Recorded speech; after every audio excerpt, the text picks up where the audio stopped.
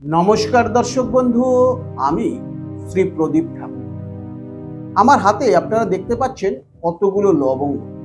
প্রত্যেক অমাবস্যায় বা পূর্ণিমায় বা যে কোনো তিথিতে আপনার ওপর কেউ কালা জাদু করেছে, খুব কষ্ট পাচ্ছে, খুব শরীরের মধ্যে যন্ত্রণা হচ্ছে, উদ্বেগ হচ্ছে, বহু জায়গায় গেছেন এখান থেকে ঠিক করার জন্য, কিন্তু আজ অবধি ঠিক হতে পারেনি।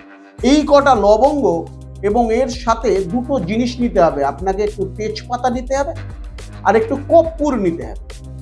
এটা নিয়ে আমি যে মন্ত্রটি বলছি, এই মন্ত্রটি বলতে বলতে বাড়িতে নারকেলের ছোবা দিয়ে যে আমরা ধুনুচি জ্বালাই, সেই ধুনুচির মধ্যে এটাকে জ্বালিয়ে দিতে হবে।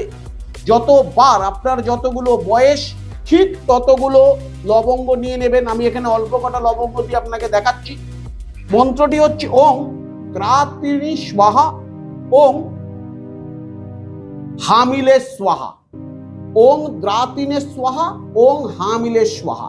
এই মন্ত্রটি বলে বলে এই একটি করে লবঙ্গ এবং কর্পূর যেটা আপনার কাছে রাখা রয়েছে, এই দুটো জিনিস কিন্তু ধুনুচির মধ্যে দিয়ে জ্বালিয়ে দেবেন এবং আপনি নিজের শরীরের মধ্যে ধোঁয়াটাকে ইনহেল করার চেষ্টা করবেন।